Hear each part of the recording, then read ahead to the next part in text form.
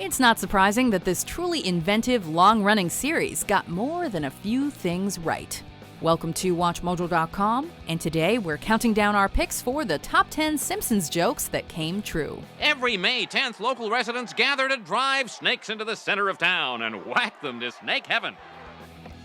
Before we begin, be sure to tune in to Watch Mojo Live, coming at you from London on July 12th with musical performances by Air Lou, Leif Erikson, and Bluey Robinson. For this list, we're focusing on those real-world events that were not easily predictable, and yet they actually occurred after a similar thing happened on an episode of The Simpsons. However, we're excluding those moments or events that purposefully mirrored the show. Oh, and a spoiler alert is now in effect. Hey, you're taking our grease! It's our grease now.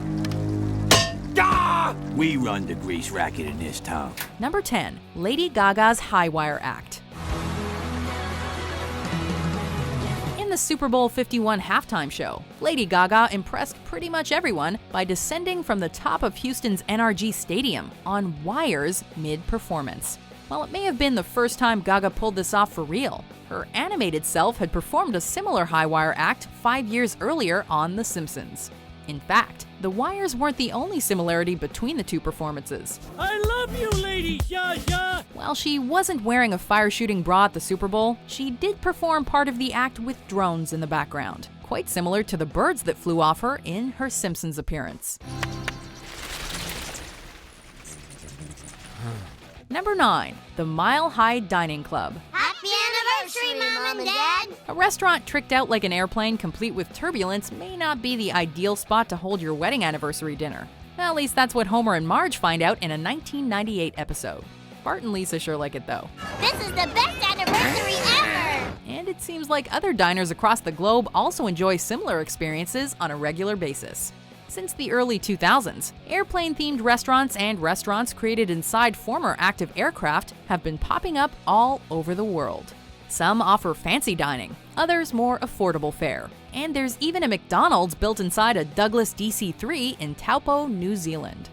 Number 8, the Leftorium. Well, if it isn't the Leftorium. In a classic 1991 Simpsons episode, Ned Flanders opens a store called the Leftorium that sells all things left-handed. There are left-handed can openers, ledgers, and even a car with a left-handed gear shift.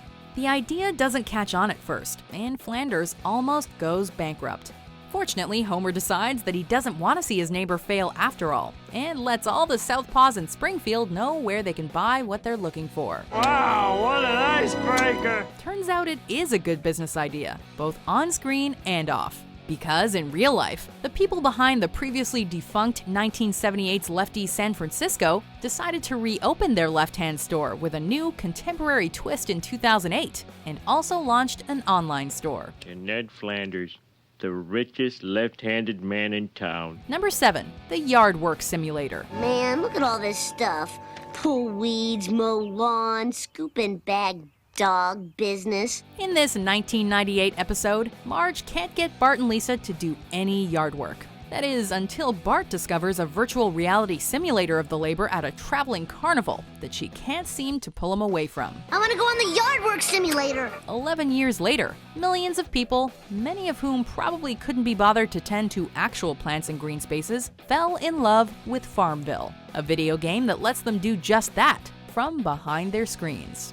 Now, with the increasing popularity of commercially available virtual reality, could a VR yard work simulator be far off? But when I ask you to do yard work? Number 6, snake whacking. Oh, whacking day, our hallowed snake skull cracking day. It's one of those classic Simpsons moments that was clearly meant to take an issue to its absurd conclusion. In this case, the mistreatment of snakes. In the 1993 episode, the town of Springfield is excited about Whacking Day, when they drive snakes to the center of town and repeatedly hit them on the head to kill them. Only Lisa and Bart seem to have a problem with this festival of senseless violence, and put a stop to it with the help of Barry White. Don't bother the snakes.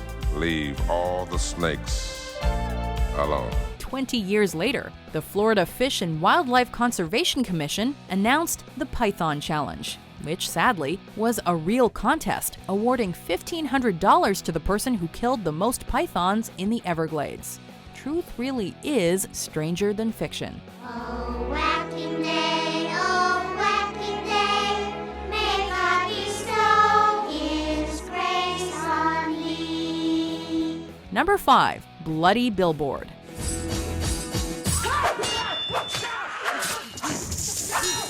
In 2008, Television New Zealand really wanted to get the word out about their broadcast of Quentin Tarantino's very violent film Kill Bill. So they erected a billboard that rained fake blood down on cars and presumably anyone below. While this marketing tactic may have been a real-world first, The Simpsons had done something similar back in a 1992 episode. Everyone in Springfield is so excited about the upcoming release of the Itchy and Scratchy movie that even a newlywed couple doesn't seem to mind that the billboard promoting the film drops red goo all over them.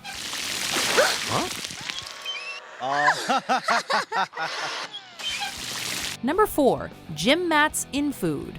I don't care what you say, I can taste the newspaper. When Springfield Elementary faces one of its many budget crunches, Principal Skinner decides to cut some corners at the expense of his students' health. Lunch Lady Doris helps out by grinding discarded gym mats into the cafeteria's food, though even she's skeptical of the nutritional value of the mats. There's very little meat in these gym mats. Meanwhile, in real life, it wasn't a budget crunch that made Subway and other restaurant chains use azodicarbonamide to make their bread. Rather, the food additive, which is a chemical found in yoga mats, was used to give bread elasticity. And it's used to make the bread stronger, to strengthen the bread, and Subway says, hey, it's safe. Subway was forced to admit what they'd been doing in 2014, and confirmed they were stopping this process 19 years after the Simpsons episode aired. Number 3. Stealing grease.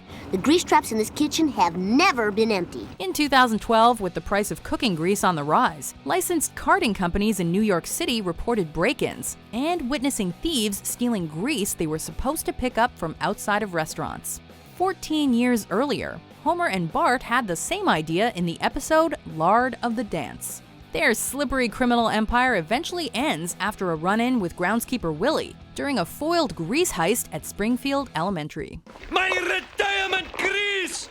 No! While most of the real-world bandits got away with their crimes, there's still no Acme Grease and Shovel Company, as far as we know anyway. Number 2. Three-eyed fish. Wait a minute. 1, 2, 3. Simpsons fans will never forget Blinky, the infamous three-eyed fish that Bart catches in front of an investigative reporter in this classic 1990 episode. The culprit for this aquatic abnormality is clear: the Springfield nuclear power plant. Mr. Burns even tries to spin Blinky's third eye into a political advantage, but ends up being unable to swallow his own words, or the fish. Unfortunately, it only took 21 years before a similarly mutated fish was caught in reality. This happened in Argentina, in the waters near, you guessed it, a nuclear power plant. Then in 2015, another three-eyed fish was reportedly caught in Brooklyn, though some deemed it a hoax. Ruined before it hit the ground. Number 1. President Trump. The Simpsons spent a decent amount of time spoofing Donald Trump's rise to the presidency while it was underway for real. But 15 years before Trump launched his campaign for the presidential election, they predicted the business mogul would one day occupy the Oval Office.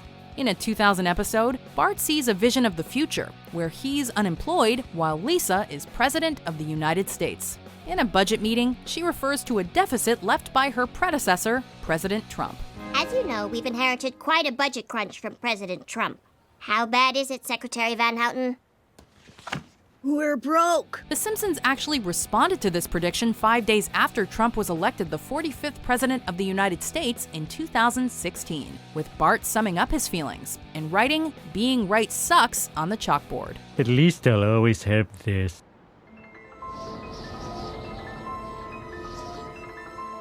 Do you agree with our picks? Check out these other great clips from WatchMojo and subscribe for new videos every day.